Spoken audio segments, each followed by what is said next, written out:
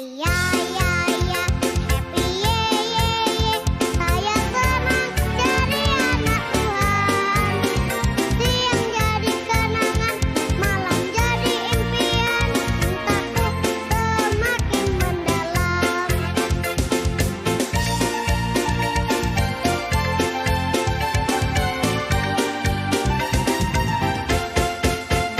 Happy ya ya ya, happy ye ye ye. Saya senang jadi anak Tuhan. Siang jadi kenangan, malam jadi impian. Cintaku semakin mendalam.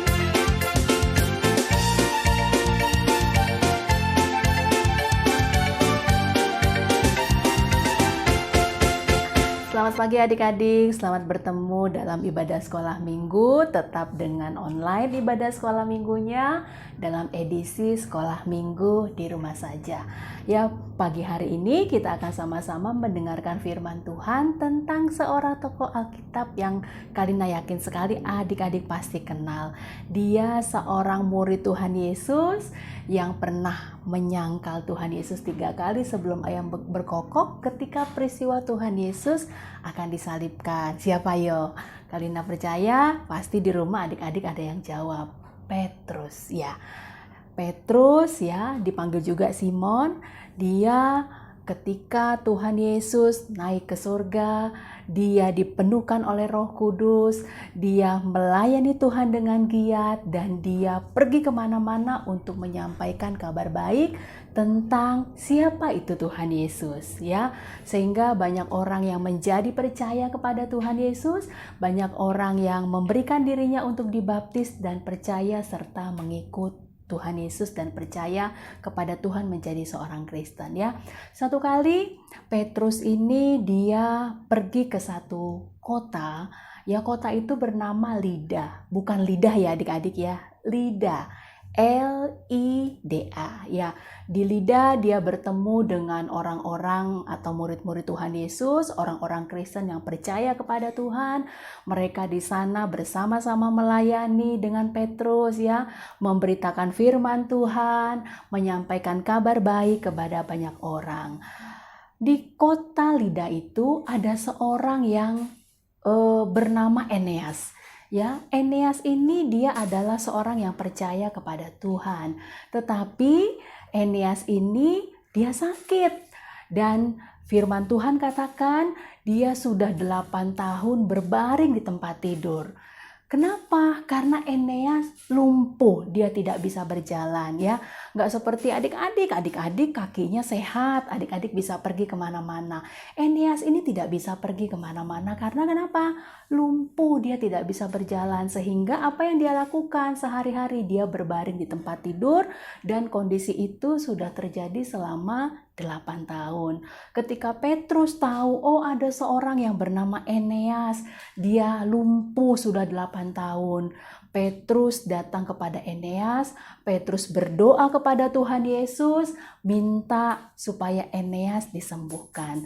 Ya Petrus bilang sama Eneas, Eneas, kamu rapihkan tempat tidurmu, kamu berdiri dan kamu berjalan. Ya seketika itu juga ketika Petrus berdoa kepada Tuhan Yesus, meminta Tuhan Yesus untuk menyembuhkan Eneas. Tuhan Yesus memberikan kemurahan dan kebaikan hatinya, menyembuhkan Eneas, dan seketika itu juga Eneas duduk, dia bisa berdiri dan dia bisa berjalan ya. Berita tentang kesembuhan Eneas ini didengar oleh orang-orang percaya, bahkan orang-orang yang tidak percaya kepada Tuhan yang ada di kota Lida. Ya, lalu satu kali bukan cuma di Lida saja, orang-orang mendengar tentang bagaimana Tuhan Yesus ya menyembuhkan orang yang lumpuh, menyembuhkan orang yang sakit melalui murid-murid ya. Ada satu kota lagi yang bernama kota Yope. Di kota Yope itu juga ada orang yang percaya kepada Tuhan, seorang Kristen, seorang wanita, dia bernama Tabita, ya, bernama Tabita. Tetapi di dalam bahasa Yunaninya sering disebut namanya Dorcas.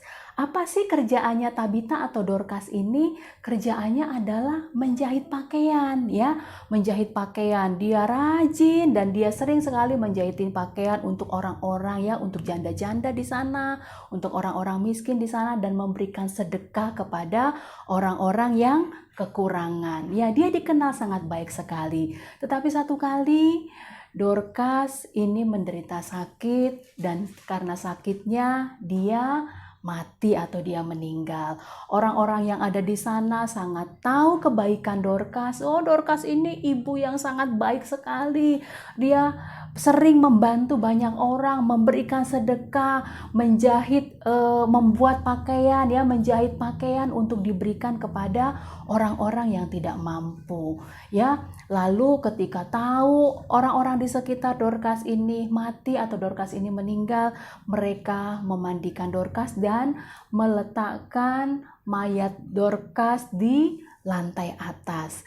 Ya, orang-orang yang percaya di kota Yope itu tahu, oh, ada Petrus di kota Lida. Yope dengan Lida ini kotanya berdekatan, sehingga ada orang yang diutus untuk menyampaikan berita ini dan menyuruh Petrus untuk datang ke kota Yope, ya. 2 orang diutus, ya. Dia bilang, "Bapak Petrus, ayolah segera ke kota Yope. Cepat, di sana ada yang memerlukan pertolongan, ada yang memerlukan bantuan." Petrus dengan tergesa-gesa, dengan cepat dia segera pergi ke kota Yope. Ketika sampai di kota Yope, apa yang didapati oleh Petrus? Ya, Petrus melihat dan Petrus didatangi oleh ibu-ibu janda yang ada di sana, orang-orang yang ada di sana, ya, orang-orang yang ada di sana yang pernah dibantu oleh Dorcas atau Tabita tadi, ya. Orang-orang ini menunjukkan, ini loh aku sudah dijahitin baju sama ibu Dorcas. Ini loh baju yang dijahit oleh ibu Tabita, oleh ibu Dorcas. Dia orang yang sangat baik sekali, ya, seperti itu. Lalu Petrus bilang sama ibu-ibu yang ada di sana, orang-orang yang ada di sana, silakan keluar, ya. Silakan keluar dulu dari ruangan ini karena Petrus mau membantu, ya. Petrus naik ke lantai 2, dia melihat ada mayatnya Dorcas di sana.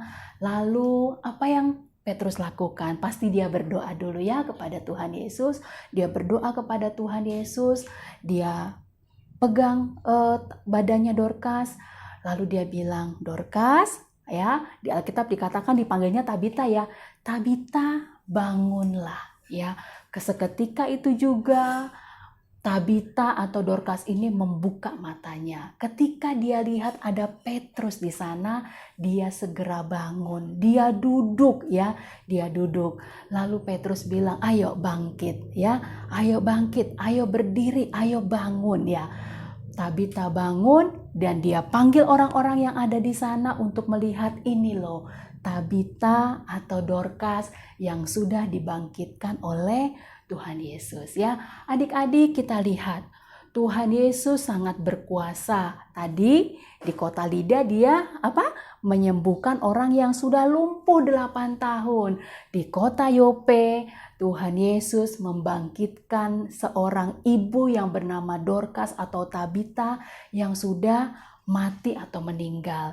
Kita lihat kuasa Tuhan sangat besar. Tuhan yang kita sembah yaitu Tuhan Yesus, kuasanya tidak pernah berubah. Kalau dulu Tuhan bisa menyembuhkan orang yang lumpuh, kalau dulu orang bisa membuat orang yang mati bisa hidup, saat ini pun kuasa Tuhan tetap sama. Kalau ada adik-adik yang sedang sakit, ya, adik-adik berdoa kepada Tuhan, minta kepada Tuhan. Ya, minta kepada Tuhan, Tuhan tolong saya, berikan saya kesembuhan, berikan saya kekuatan, ya. Percayalah, kuasa Tuhan tidak pernah berubah, dulu, sekarang, dan sampai selama-lamanya. Tuhan Yesus yang kita sembah adalah Tuhan yang sama yang disembah oleh Petrus, adalah Tuhan yang sama yang disembah oleh Ibu Dorcas, adalah Tuhan yang sama yang disembah oleh Eneas, dan Tuhan yang sama itu juga, Tuhan Yesus yang sama itu juga, yang kuasanya tidak berubah, dia juga yang akan menolong adik-adik dan menolong Kalina. Ya, ayat hafalannya kita minggu ini adik-adik, Ibrani 13 ayat 8. Ya adik-adik, Boleh nanti sambil minta bantu sama papa dan mamanya atau om tante atau opa oma yang ada di rumah ya, yang belum bisa baca, bantuin, ayo dong mama bacain ayat-ayat hafalannya ya, sehingga adik-adik di rumah tetap menghafal walaupun kita tidak ketemu di gereja, adik-adik bisa tetap menghafal ayat firman Tuhan ini, karena firman Tuhan yang dihafal itu nanti yang akan menolong adik-adik kelak ketika adik-adik bertumbuh, bertambah besar, firman Tuhan ini akan tetap tinggal di dalam hati kita ya. Ibrani 13 ayat 8. Firman Tuhan demikian. Yesus Kristus tetap sama baik kemarin maupun hari ini dan sampai selama-lamanya. Ibrani 13 ayat 8. Yesus Kristus tetap sama baik kemarin maupun hari ini dan sampai selama-lamanya. Yesus Kristus tidak pernah berubah, kuasa Tuhan tetap sama dan tidak berubah, dan kuasa Tuhan yang sama itu juga yang akan menolong kita semua ketika kita memerlukan pertolongan Tuhan. Mari kita berdoa. Tuhan Yesus, terima kasih untuk kebenaran firman Tuhan yang kami dengarkan pagi hari ini. Tuhan, kami percaya Engkau Tuhan yang tidak berubah, baik kuasa-Mu, baik kasih-Mu, baik anugerah-Mu dalam hidup kami. Itu sebabnya Tuhan, kami tetap terus mau mempercayai Tuhan sepanjang hidup kami, dan kami tetap terus mau melayani Tuhan sepanjang hidup kami, dan biarlah Tuhan menolong kami dengan urapan dari Roh Kudus-Mu, supaya kami boleh tetap teguh di dalam iman kami kepada Tuhan. Terima kasih Bapa, meteraikan firman-Mu dalam hati kami, dan Roh Kudus mampukanlah kami untuk melakukan firman Tuhan dan tetap percaya kepada Tuhan sampai kepada akhir hidup kami. Terima kasih Bapa. Tuhan Yesus memberkati orang tua kami, keluarga kami, berikan kami senantiasa kesehatan dan kekuatan dari Tuhan. Di masa liburan sekolah ini Tuhan, biar kami tetap menikmati sukacita dan pertolongan serta pimpinan Tuhan dalam hidup kami. Terima kasih Tuhan Yesus untuk firman Tuhan yang sudah kami dengarkan pagi hari ini. Di dalam nama Tuhan Yesus Kristus kami berdoa dan bersyukur. Haleluya. Amin. Ya, ayat hafalannya ingat adik-adik?